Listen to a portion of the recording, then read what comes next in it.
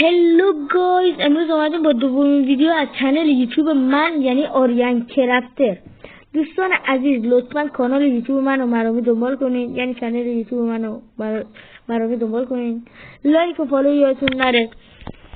امروز یه آموزش دیگه آوردم در رابطه با کسانی که تو مپ سروایورش یه آیتمی رو میخوان به دست بیارن اما پیدا نمیکنن هر چقدر که میگردن و دوست دارن که تو مپ سروایورشون کریتیو نکنن، هرچند که اینم چیزه. ولی خب بریم سراغ آموزش. خب میایم تو قسمت چت میزنین /give، بعد اینا که اسمشون رو میزنم بعد اینجا هر چیزی که دلتون خواست سرچ میکنید. اینا بگم دونه ای بهتون بده، مثلا دایمند میزنین دایمند.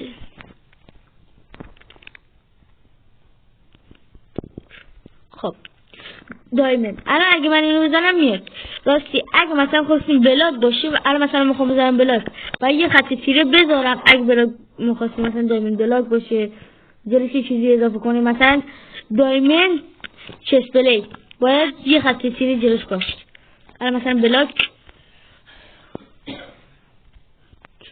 خب نگاه کنین الان بریم دایمند بلاک رو داد. همین به همین راحتی چیزی که میخواین رو به دست میاریم. مثلا یه چیزی دیگه هم میزنیم /give اینا مثلا الکترا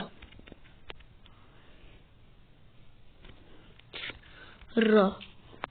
خب اینا یه الکترا اینکه برام پورتاله یه لایتو هم گرفتم. اگه از این ویدیوهای آموزشی خوشتون میاد لطفا کامنت بذارین. بازم من از این ویدیو میذارم.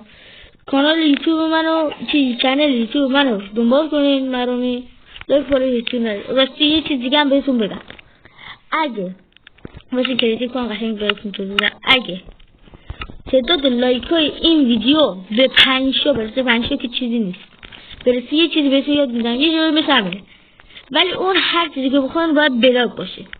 چیز بلاک نیست. مثلا یه دایمند بلاک 30/30 حجمش طولش عرضش اینا رو میزنین، یعنی تا اینجا براتون قشنگ دایمند رو حالت مکعب مربع اون قشنگ سیریتون میکنه بدون هیچ دردسری. پولا رو سرور میشه. خب گفتم دیگه تا ویدیوی بعد بدرود.